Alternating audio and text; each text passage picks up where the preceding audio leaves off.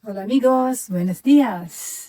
Linisan na natin itong area na ito kasi ang sakit na sa mata. Magkakasore eyes na ako ng katitingin dito. Kaya samahan niyo po ako maglinis. At ito amigos, ang ating lilinisan. Yung mga tabla na yan, galing yan sa aming ceilings na tinanggal doon sa kusina. At sinisimulan ko na nga pong hakutin. At napakadaming weeds na tumubo.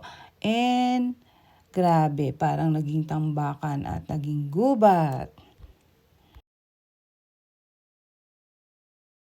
Amigos, masarap ang magkaroon ng malawak na lupain o lupa. Hindi naman lupain, kasi lupain sobrang laki nun. Malawak na lupa lang. Kasi ang maintenance po ay ganun din po kagrabe. Pag naglinis ka sa isang corner na ito, sa kabilang corner, nagtutubuan na din ang mga damo. Kaya kailangan talaga natin ng dedikasyon at sipag. Kung masipag ka pero wala kang tiyaga, wala rin, di ba? So, kailangan magkasama sila palagi. Pero amigos, nagkaganito lang naman ito kasi nga, ang tagal kong nawala. At syempre, nung pagbalik ko, hindi ko naman sila pwedeng sabay-sabayin. Actually, hanggang ngayon si Cinderella, hindi ko pa rin naumpisahan. Kasi nga, ang inuuna ko ang paglilinis ng kapaligiran dahil malapit na naman po akong umalis. Mga 2 linggo na lang.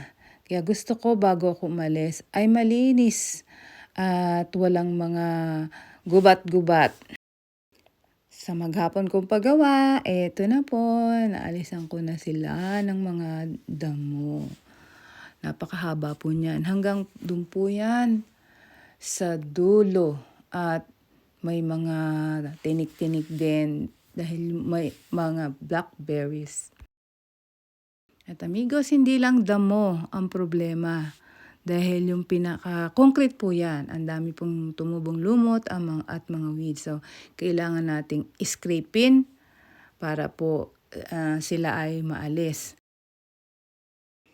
At mabuti na lang amigos, meron pala kaming jet wash kasi kung mano-mano kong tinanggal ang mga lumot na yan, Diyos ko po, aabutin ako ng mga siguro 1 linggo dahil sa kapal.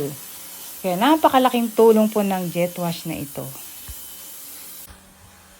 Ayan amigos, nakikita niyo yung difference ng naalis na yung lumot at yung may lumot pa.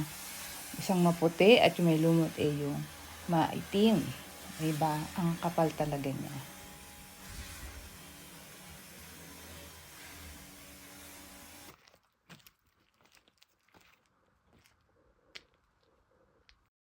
Ayan amigos, sa wakas, malinis na, wala nang tambak, wala na yung mga lumot, maginhawa na siya sa mata, tingnan uli.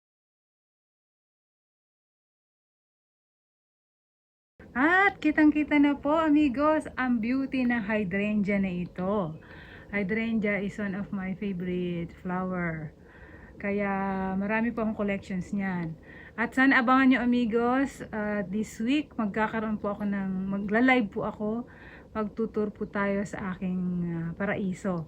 Papakita ko po sa inyo yung aking mga pinaghirapan. At sana po ay abangan nyo. Thank you all for watching. Hasta luego.